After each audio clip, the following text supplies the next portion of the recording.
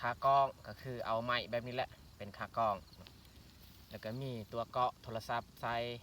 หูน็อตสองข้างเบื้องนี้กับเบื้องนี้มันออกเบิดมันเข้าเมียงเราก็เลยเอา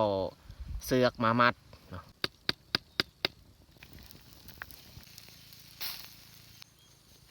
อันนี้ผักนอก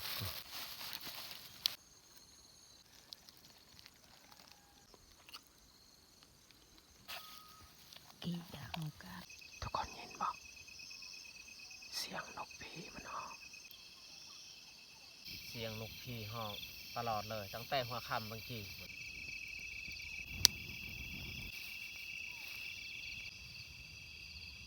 ลองฟังเสียงดนตรีจากธรรมศาสตร์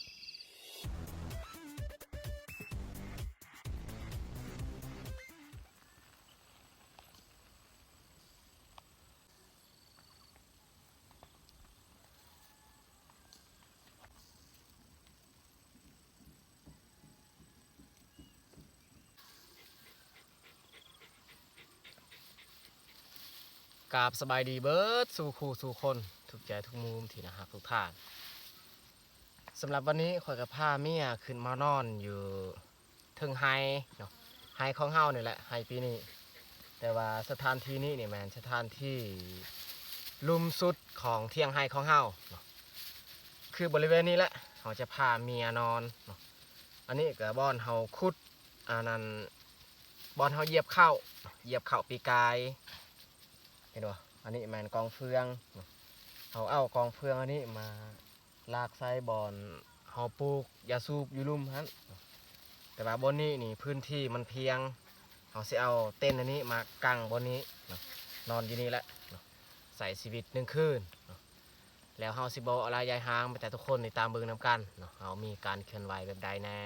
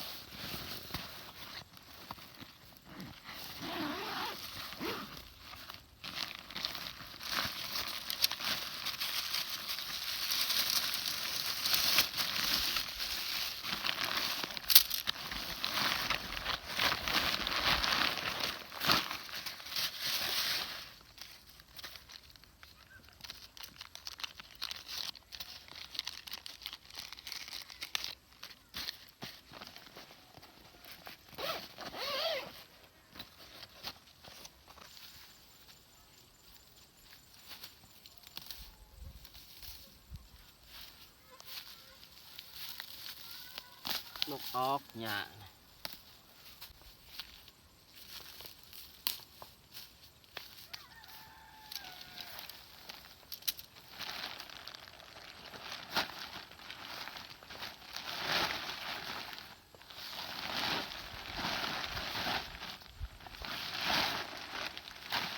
เอาประตูเบื้องลุ่ม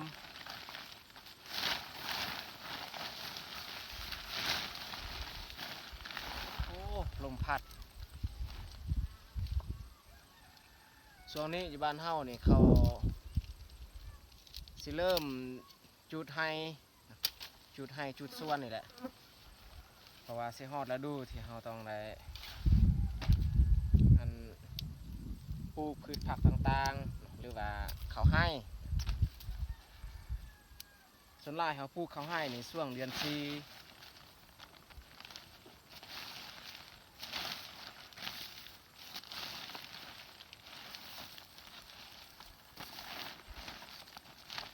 เสียบจะสดมึงนี่ก่อน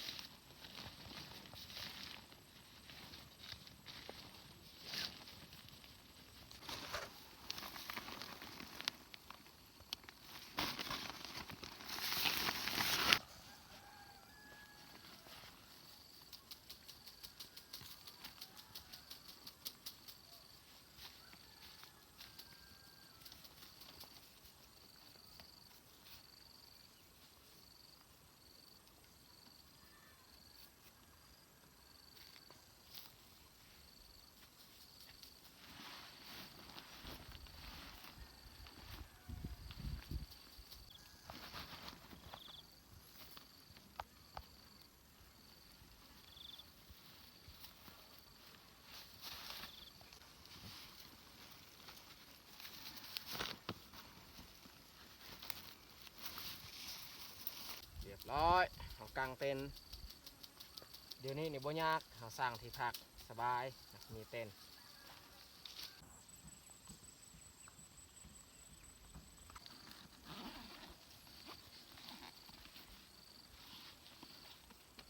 ดอกไฟ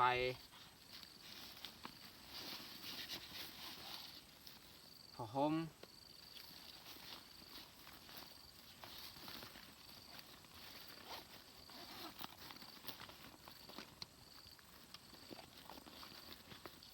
อันนี้โคม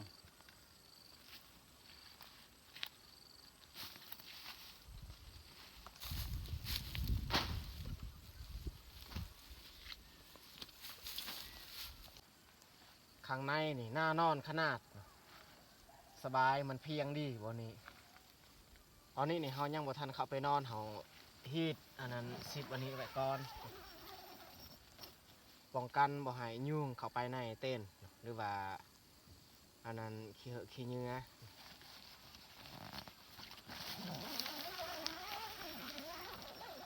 ฮีดไว้ก่อน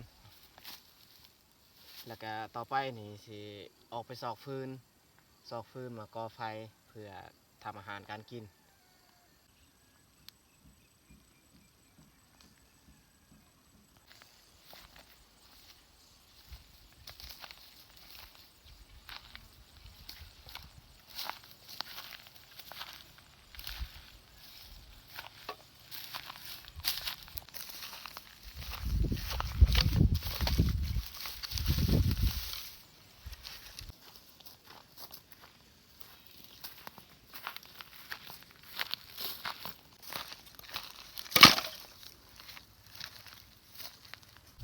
ทางหญ้าออกก่อน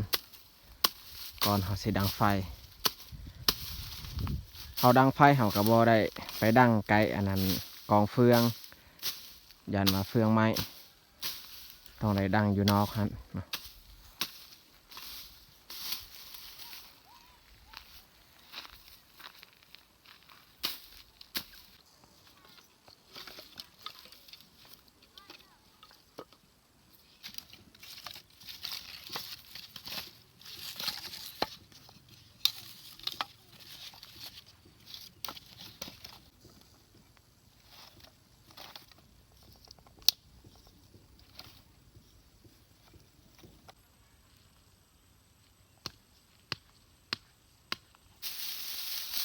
ผักนอกเก็บเอาพอได้จ้ำกินกับแจว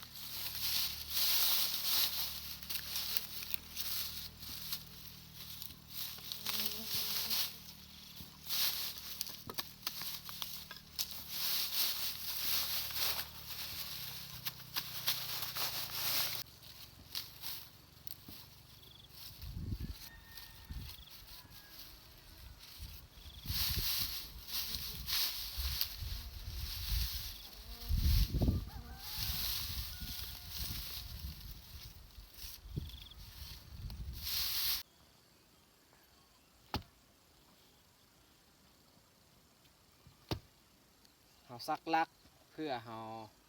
เอาดอกไฟมาตั้งไว้ยามกลางคืนถ้าว่าเขาบ่ซักลักไว้มันยากเวลาเขาเฮ็ดเวียกเฮ็ดงานตอนกลางคืนเพราะฉะนั้นต้องได้ซักลักไว้ตอนนี้แล้วก็เอาดอกไฟมามัดไว้อยู่นี่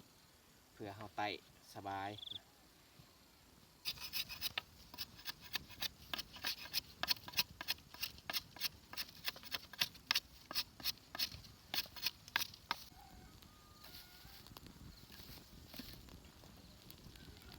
อันนี้แมนค่ากล้องก็มี PPFC บางคนคอมเมนต์มาว่าค่อยนี่ถ่ายคลิปแบบใดเนาะก็การถ่ายคลิปก็มีบางครั้งก็คนถ่ายแล้วก็บางครั้งนี่เราต้องใส่ ขากล้องก็คือเอาไม้แบบนี้แหละเป็นขากล้องแล้วก็มีตัวเกาะโทรศัพท์ใส่เนาะเกาะใส่อันนี้นี่เฮาสูบใส่แบบนี้เนาะสูบแบบนี้แล้วก็เบื้องนี้เฮาต้องแลมเพื่อสบายเฮาเสียบลงดิน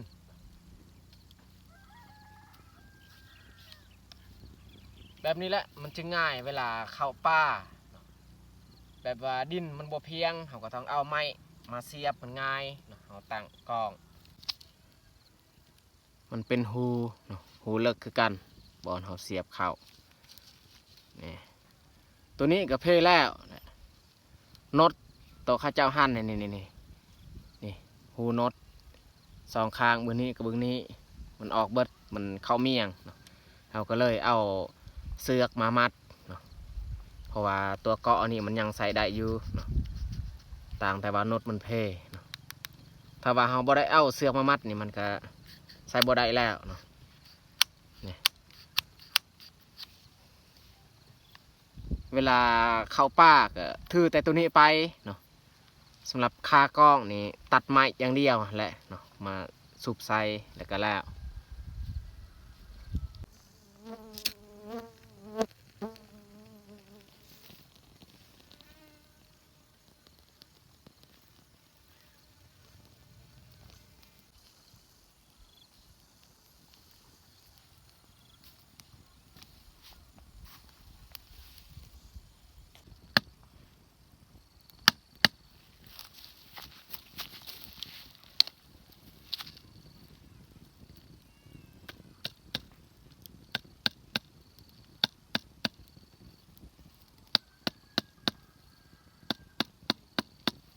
เราตอกหลักไว้เพื่อเราเอาปลามาปิ้งเพราะว่าเราเอาเล็กปิ้งมา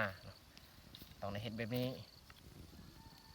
ส่วนข้าวในแมนเราเอามาจากบ้านเรียบร้อยข้าวเหนียวถ้าว่าเรามาหุ้งในปลานี่มันยากแน่ก็เลยอันนั้นนึ่งไว้ที่บ้านแล้วจึงเอามาใส่กระติบ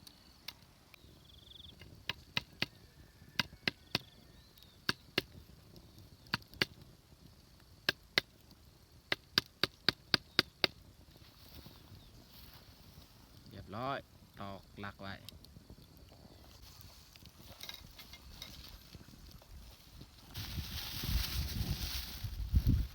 เอาปลามาปิ้งกิน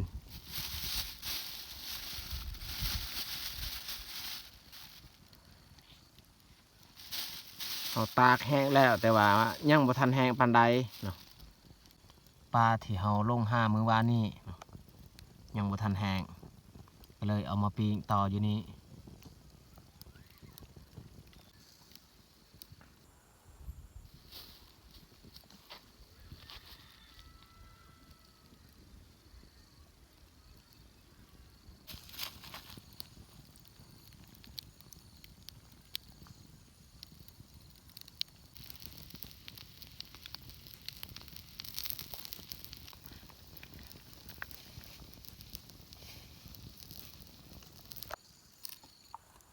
ซอยหอมป้อม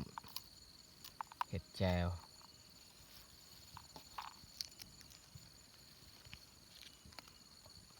หอมป้อมกับหอมบัวที่เราเคยใส่แจว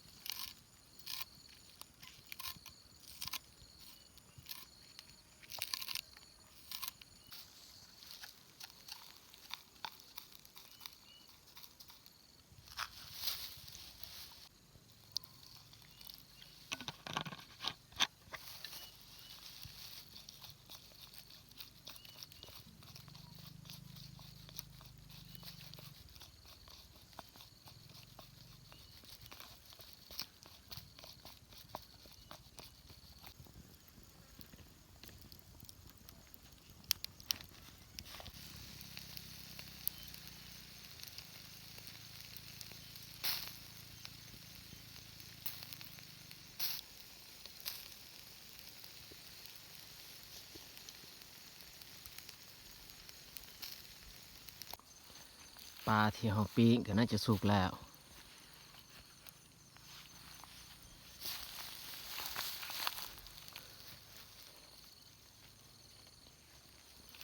เอาปลาออกจากดิกปีใส่ถ้วย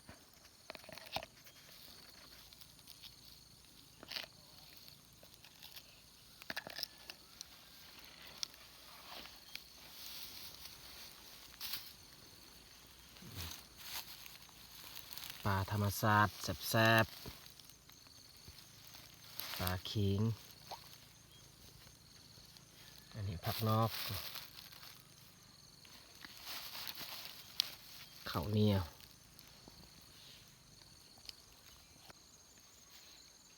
ตอนนี้ก็เวลา6 โมงพอดีเรากินข้าวแรงเลยเอามาทุกคนมากินข้าวแรงน้ำกันข้าวเหนียวสดๆบ่ได้ปนมันกินกับปลาที่เราปิ้งหรือว่าปลาแห้งเอามาปิ้งอยู่นี่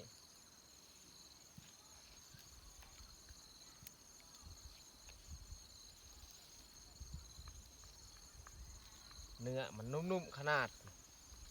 ปลาชนิดนี้นี่เป็นปลาที่แซ่บที่สุดปลาคิงกับปลาแก้มแดงที่แซ่บสุดบ่คือปลาจาดนี่มันบ่แซ่บปานใดเดี๋ยวว่าเนื้อมันบ่นัวหั่นแหละเว้าเริ่มแล้ว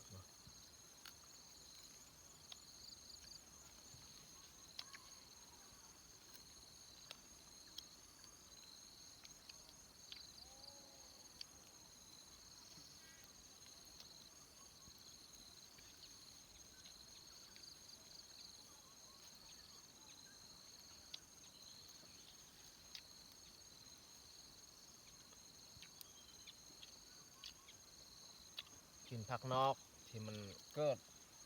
ตามมันกองเฟือง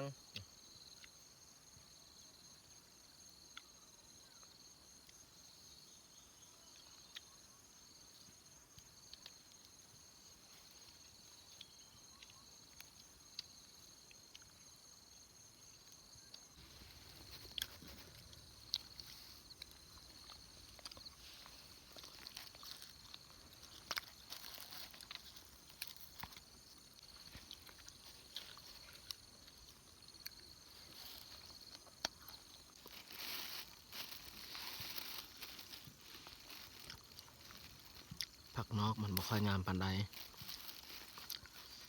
ใบมันน้อยๆ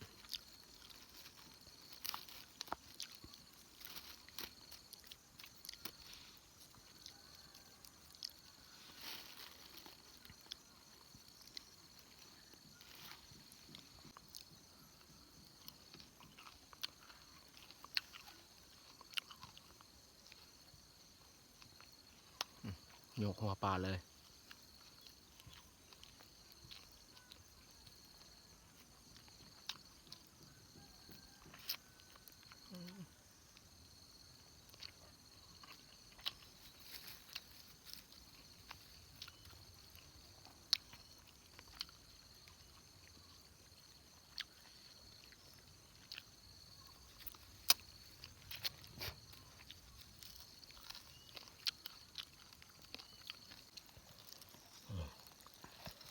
เนื้อปลาเนี่ยน่ากินขนาด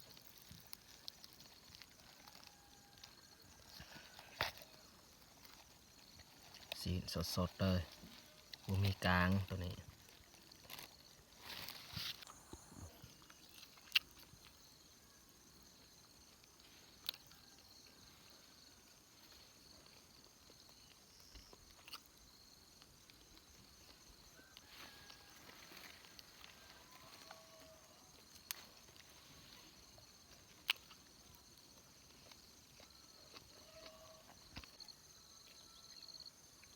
อดืดนี่จังน้อยเฮาเลี้ยงกินข้าวแล้วจึงคอยเลี้ยง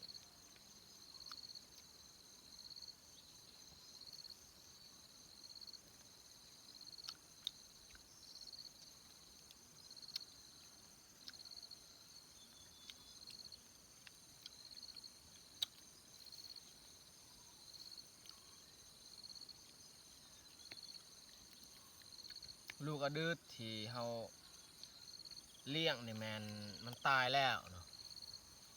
มันตายเนื่องจากว่าพยาธินี่แหละ ตัวเฮาให้น้องชายเอาไปเลี้ยงก็เกือบตายแต่ว่ายังสามารถรักษาได้ของเฮานี่รักษาบ่ทันมันหนักแล้วก็เลยบ่รอดเหลือแต่ดื้อนั่นแหละเฮาเลี้ยงต่ออีกรวมทั้งหมดลูกอดื้อ5 โตไม่แต่โตของเฮาเอาไปเลี้ยงหันมันตายตัวอื่นนั่นใครแน่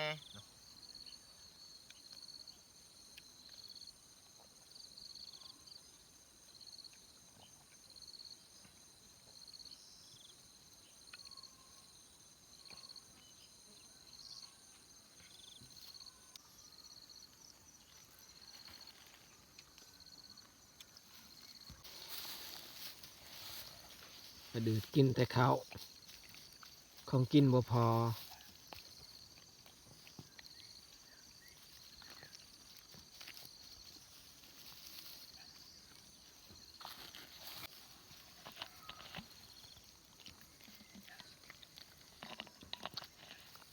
ข้าวเหนียวสดๆบ่ได้ปนมันนะ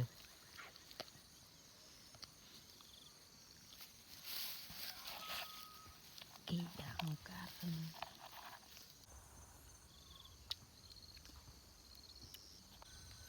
ค่อยผ้าน้องแยกมานอนในข้างก้อนกับแมนป่าบริเวณนี้เนาะป่าที่ใกล้อันนั้นให้ของเฮาบางคนก็คอมเมนต์มาว่าคือได้ยินเสียงเด็กน้อยห้องก็ยินนั่นแหละมันไก่บ้านเฮาเนาะเฮายางจากให้อันนี้ไปพุ่นประมาณ10 เมตรก็ฮอดบอนที่คอยพาน้องแยกนอนแล้วก็มีกระตูบที่น้องๆเขาสร้างลิ้นเนาะสร้างลิ้นแล้วก็เขามานอนบางคืน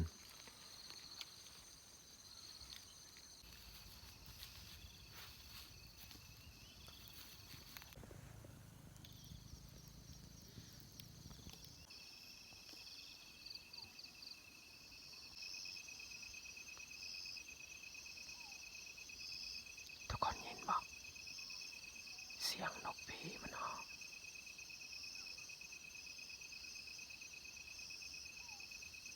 มันร้องฟังเมื่อนั้นมันร้อง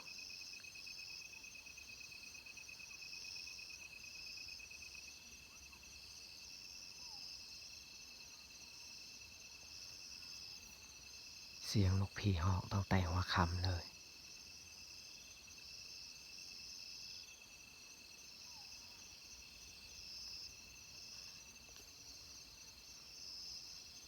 ปกตินี่นกพี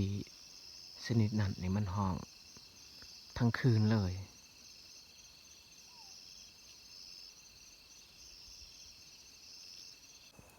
อากาศนี่มืดแล้วเขาสิเอาดอกไฟมาไต่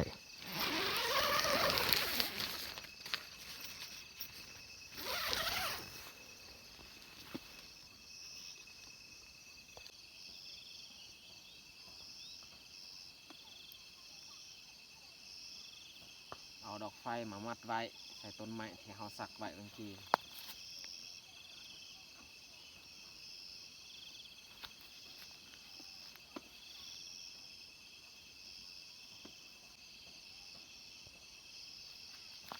โอเคเรียบร้อย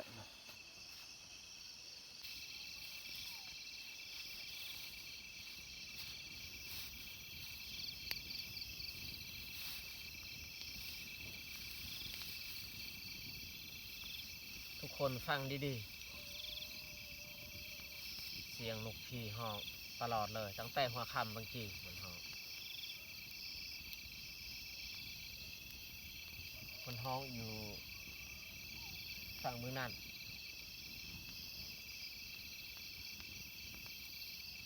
นกพีชนิดนี้นี่มันร้องโก้โก้บ่คือนกพีชนิดหนึ่ง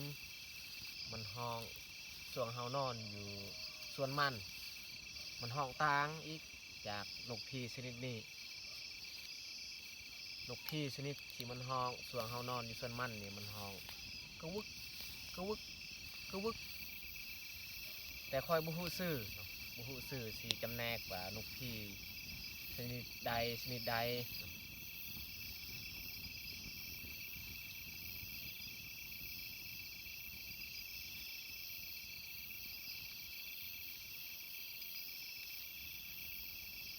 ดอกไฟก็หุ้มโบแจ้งแล้วเฮาซากบ่ค่อยเต็มปานใดถ้าว่าเฮาซากเต็มนี่เวลาเฮาไต่มันแจ้งดีมันห้องดนเท่านึงมันห้องมันบ่ได้ห้องตลอดเสียงนกพีฮะ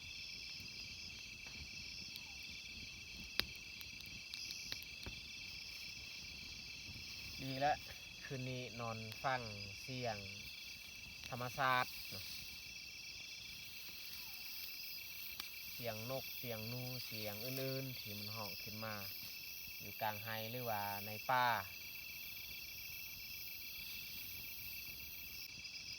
พื้นที่ที่เฮามานอนนั่นนี่ก็เป็นดินของเฮานี่แหละเนาะเฮาปลูกข้าวปีกายอยู่นี่ก็ค่อนข้างเพียงคือกันเนาะมันเป็น2 ชั้นอยู่นี่ชั้นหนึ่งอยู่เทิงชั้นหนึ่งบ่อนเฮาเฮ็ดเที่ยงครับแต่ว่าอยู่นี่เฮาบ่ค่อยได้ลงปานใดเนาะมีแต่เฮาปลูกส่วนยาสูบเท่านั้นปีนี้นี่เฮาจะบ่ได้ปลูกข้าวอยู่นี่ปลูกแต่อยู่ชั้นเทิงหั้นไก่เที่ยงบางครั้งนี่มันห้องแห้งบางครั้งมันห้องคอย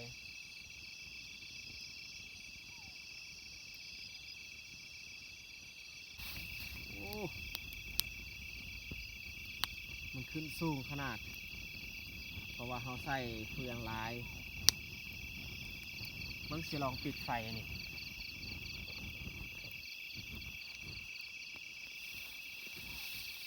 ใส่เทื่อละน้อย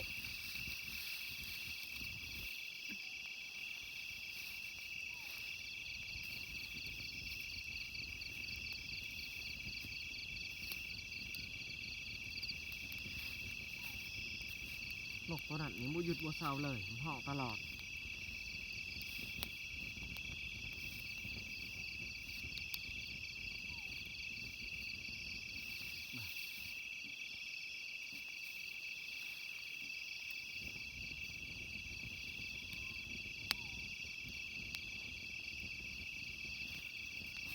โอเคทุกคนมันแต่เฮากับสิเข้าเต็นท์เข้าไปนอนพักผ่อน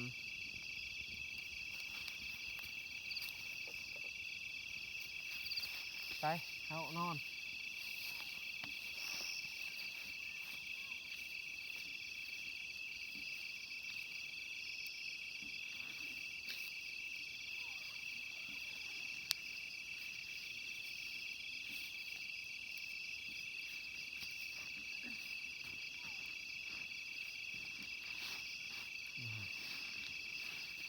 ถ้าว่ามันมาห้องไกลๆเท่านี้จะเป็นตาย่านเลยแต่ว่ามันห้องอยู่ไกลบางที่ก็มีโอกาสเดี๋ยวมันบินมาแต่พุ่นมันมาจับตามต้นไม้อันไกลแคมให้ของเฮา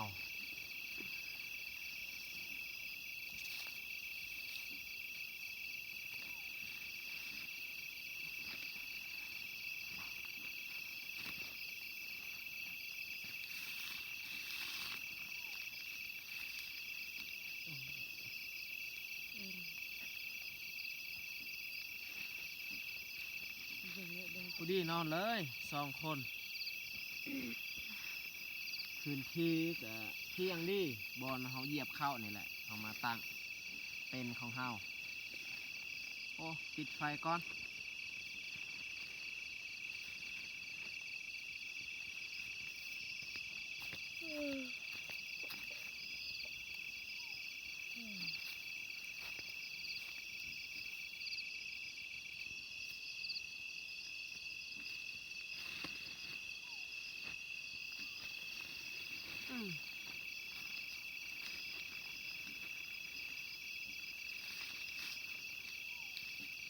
เข้าไปแหละต้องฮีด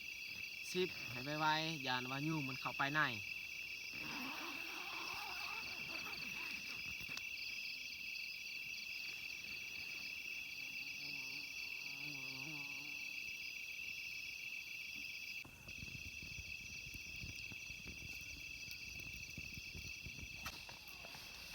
เข้าไปในเต็นท์ให้อุ่นดีโอ้โหสึกหนาว ถ้าว่าช่วงอากาศร้อนเนี่ยเขาจะบ่ฮีตอันนั้น10ด้านนอกฮีตแต่10ด้านใน10มุงหั้นเขาฮีต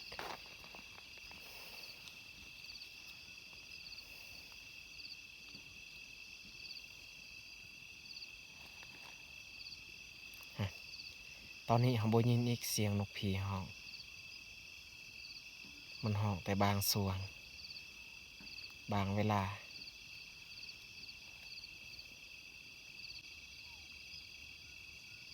นกผีฮ้องอีก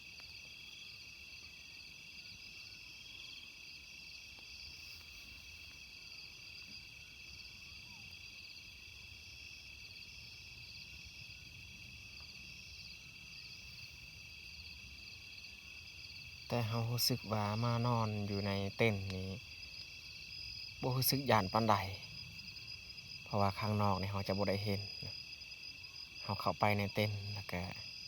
รู้สึกว่าปลอดภัย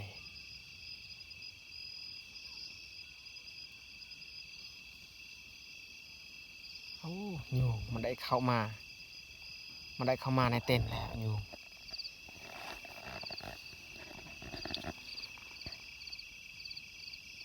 บัดเฮาเยียงมันบินไป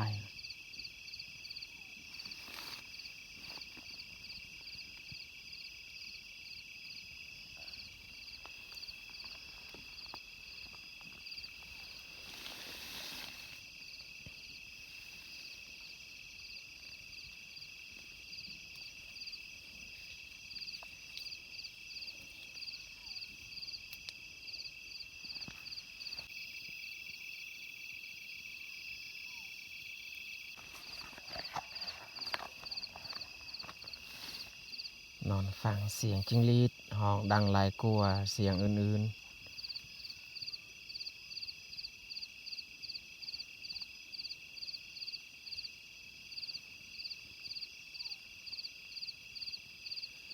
ถ้าว่าท่านใดแบบเคยอยู่บ้านนอกเนาะเคยอยู่บ้านนอกแล้วก็ไปย้ายอยู่ในเมืองถ้าว่าคิดฮอดสถานที่ที่เคยดำรงชีวิตแบบสมัยก่อนก็สามารถเข้าไปเบิ่งไปชมซองของคอยนี่แหละเนาะเป็นการดำเนินชีวิตแบบดังเดิมแบบสมัยก่อนเพราะว่าอยู่บ้านเฮาก็ยังบ่ทันเจริญหั่นแหละเนาะการดำเนินชีวิตก็เหมือนคนสมัยก่อนเหมือน50ปี60ปีของอันนั้น PPFC จากฝั่งไทยเคยคอมเมนต์มาเนาะ